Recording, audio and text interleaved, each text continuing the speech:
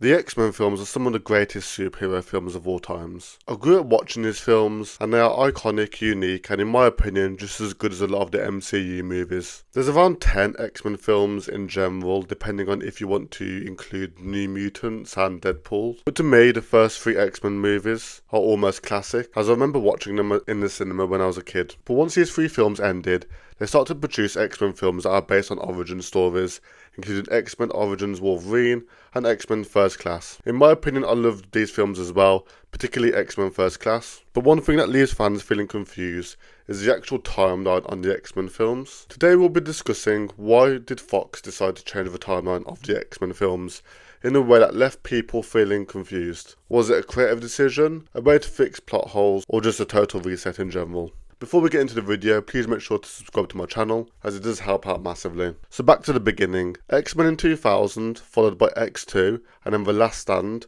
These 3 films followed a mostly linear timeline, but things got messy when they started jumping back to origin stories. This in itself created a few inconsistencies in the movies, like in X-Men Origins Wolverine, when Professor X was suddenly walking again, where he's known for being in a wheelchair. But the big change happened when Days of Future Past came out, which straight up rewrote history. The movie used Wolverine travelling back in time to erase the events of The Last Stand and the Origins. This was Fox's way of cleaning up continuity, while keeping fan favourite characters around. So why did the filmmakers choose to essentially reboot the timeline? Well, in my opinion, it was so the filmmakers could have more creative control over the storylines and the characters. Unlike the MCU films, the X-Men films rely heavily on the main characters all being together in the same movie, such as Wolverine, Xavier, Magneto, Jean, Cyclops, etc. Jean, Xavier and Cyclops died in The Last Stand, so if the movies were to carry on following this timeline, we wouldn't see these characters again, which created a boundary on what they could do with the X-Men films. We do actually see a lot of superhero movies essentially reboot. Let's look at the Fantastic Four franchise as an example. I just feel like they use the time travel storyline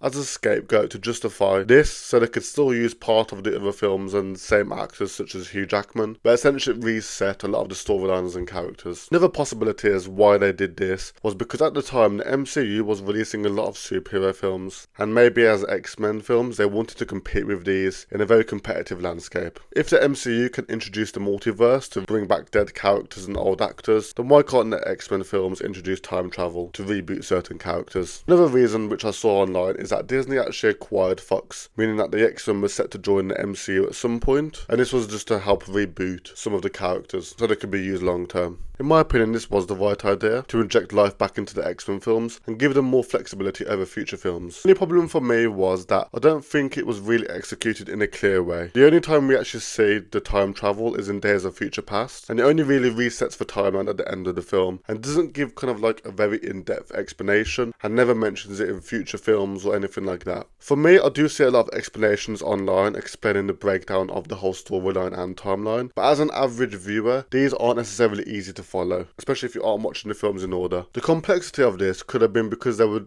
quite a few directors and writers working on these films, because every time an X-Men film released, it felt like they were taking the universe in a slightly different direction. And after X-Men The Last Stand, it felt like the 7 films after didn't really have that cohesiveness in terms of timeline and just theme in general. We are left with a lot of questions of the X-Men films. Why didn't Professor X know Wolverine in the first film? Why doesn't Sabretooth recognise Wolverine? How does William Stryker's timeline fit into the X-Men universe? Did the cure in X-Men The Last Stand not actually work then, as the X-Men films past that? And loads more. I don't know if any of these will probably be answered, but I doubt it in future films. I just hope that moving forward, X-Men do provide movies and storylines that do have less unanswered questions. Despite saying all this, I am actually huge fans of these movies, and I do think individually they're all great movies, some better than others. I just don't think they work that well overall in comparison to the MCU timeline as an example. But what do you think of the X-Men timeline and how they position these films? Is it something that bothers you, or are you just happy to watch the films and enjoy them for as they are? I'm looking forward to any new X-Men projects that do come out, but let me know your thoughts in the comments down below.